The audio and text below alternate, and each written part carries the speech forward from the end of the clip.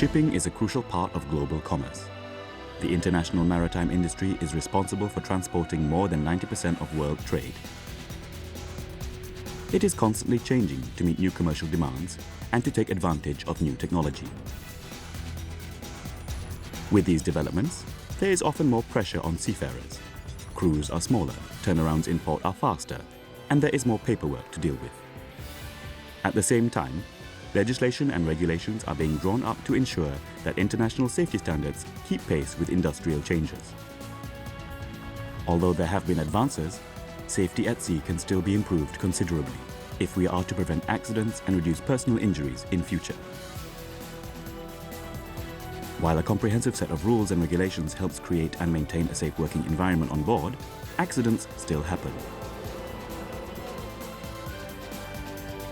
Seafaring is a high-risk industry. Until recently, it came second only to fishing as a potentially dangerous career.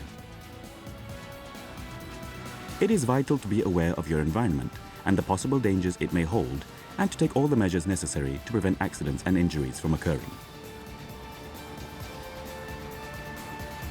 Everybody concerned must take their responsibility for safety at sea seriously. That means all crew members, from the captain to the most junior hand on board, as well as the company employees ashore who are involved in running the ship. So, what allows accidents to happen? I think that mainly the problem is in the human resources, because of mostly all troubles are happening just due to negligence of the rules which set by companies and by owners on board the vessel. Some of the accidents that happens is with the carelessness of some crew members. Some people not enough responsible. I guess they forget to use some safety devices during jobs. Actually, it is a question of the, maybe sometimes tiredness of the people. There are different codes and guidelines recommended by both international organizations and national administrations. The IMO International Safety Management Code, ISM, was written to provide an international standard for the safe management and operation of ships. The ILO Maritime Labour Convention, adopted in 2006, requires that ships with 5 or more seafarers on board establish a ship safety committee, with safety representatives elected or appointed from amongst the crew. We cannot survive in this business if we don't give the top focus on the safety issues and environmental issues and the quality of our services. This is a big, huge plant which contains also dangers, and we have to be aware that things can happen. The safety representatives are usually elected by a simple majority for 1 year at a time. Elections should also be held when there is a rotation of the entire crew. Actually, it is selected from the crew. They select them. The safety representative is responsible for protecting employees' interests in matters relating to the working environment on board, and for ensuring that safety work is conducted in a manner that adequately protects employees' safety and health. If necessary, safety delegates propose new safety measures. I have to check that the crew are wearing the correct protective gadgets for the daily work, daily routines on deck, like the goggles, safety helmets, the gloves. I am responsible to supply them. The safety representative should be included in planning and carrying out any measures that affect safety in the working environment on board. He or she should take part in all the meetings of the onboard safety committee.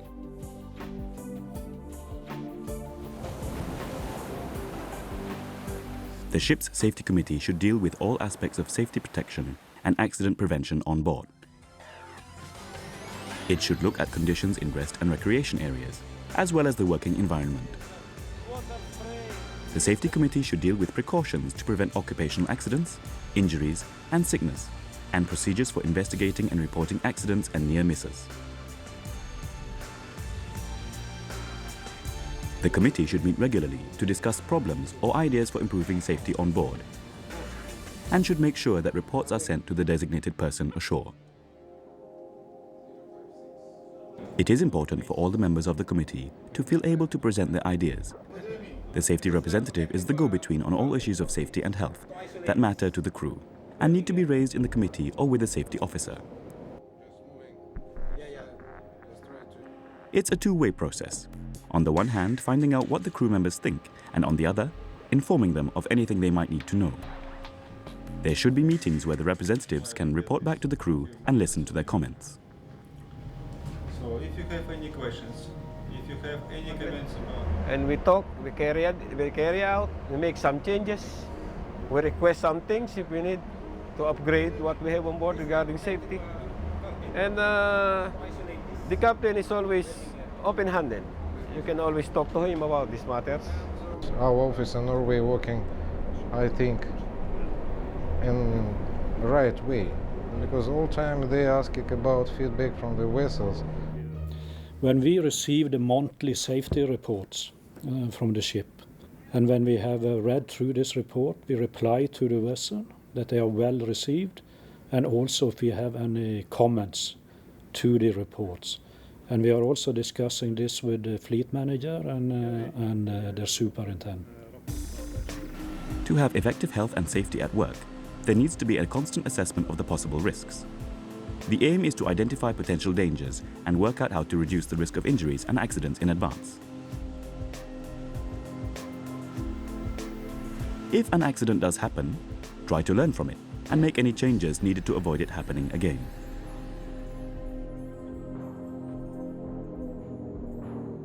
The safety representative is not primarily responsible for the safety and security of the vessel. This is a matter for the shipping company and the captain. The safety representative's main concern is with the safety and health of the people working on board. This means ensuring a safe environment to work, live, and relax in. In the galley, this could mean making sure that the cook's complaints about food storage facilities are heard. On deck, it could mean noticing that untidy ropes could cause someone to trip and fall over. The safety representative should make sure that the right safety equipment is supplied on board and should check that there is enough to go round. Protective clothing should be the right size and fit for the job. Every day I ensure that the deck crew are being briefed about what is the job for today, what is the job to be carried out, and at the same time, seeing to it that they were wearing the correct protective gadgets. Sometimes the work schedule is very tight. There can be a lot of pressure to meet deadlines. It can be very tiring. People don't always know when they are suffering from fatigue. They want to get the job done. This can become a problem for the safety of everyone on board. It is important to draw attention to these kinds of dangers as well as to the more visible problems. Don't forget that accidents are just as likely to happen in the living and recreational areas as on deck or in the engine room. The maritime environment makes it difficult to avoid accidents altogether, so it is important to be alert and to take whatever steps are possible to minimize the risk. There are training programs that can help you with what to look out for and how to carry out the duties of a safety representative in a good way. Everyone on board has to follow the safety regulations that apply to the shipping company and on board each individual vessel. This includes working regulations. If a safety representative thinks that an operation may endanger the life or health of an employee, and danger cannot be averted in any other way, the safety representative may temporarily shut down the operation. If I see that the work is not carried out according to the plan and the safety procedures on board, then I can stop this work immediately and advise the shipmate. Seek advice as soon as possible from the safety officer or the captain, who has overall responsibility for safety on board. This is a ship and it is at sea, and sometimes the situations which could arise are not always safe. And then we have a time factor. And of course the leaders of the vessel, they want to shorten the period, and sometimes maybe somebody can provoke people to do something out of rules. Busy people are not always easy to talk to. If it is not an emergency, you may have to wait for a better time. Make sure you are assertive, but not aggressive. Try to be firm about the point you want to make without getting angry. All ships need a positive approach towards a safety culture, so that thinking about safety is just part of daily work. It's a lot easier when there is good teamwork on board and good relationships between the officers and crew.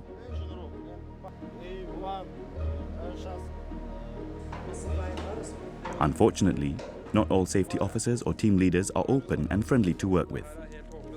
Sometimes it can be difficult to raise issues, even though they affect safety on board. You may need to be patient or choose a better time to speak to the person concerned. In these circumstances, it is important to have the support of other crew members. You should be able to go to the ship's safety officer or the master.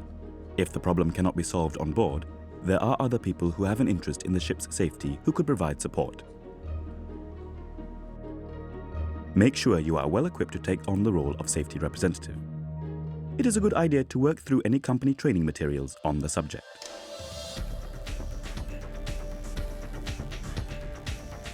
Being a safety representative is all about good communication. You have to be able to listen to people and to understand their concerns. You have to be approachable and open so that they will come and talk to you if they have a safety and health problem. Also, you need to be confident enough to explain the crew's issues to the master and senior officers in the committee.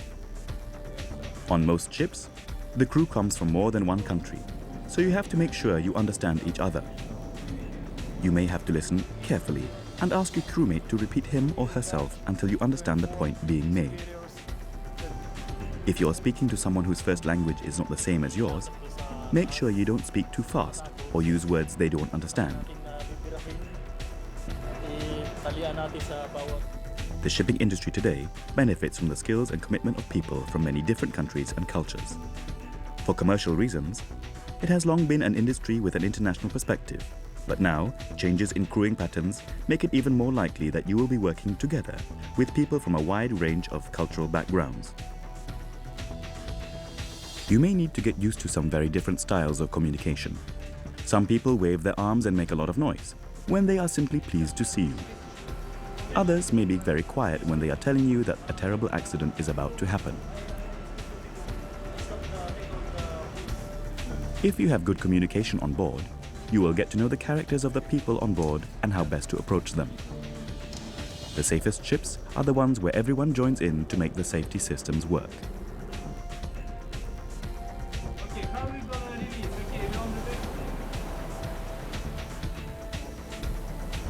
Safety representatives carry out a very important role, and sometimes it's a difficult job. That's why it's essential to have all the support you need.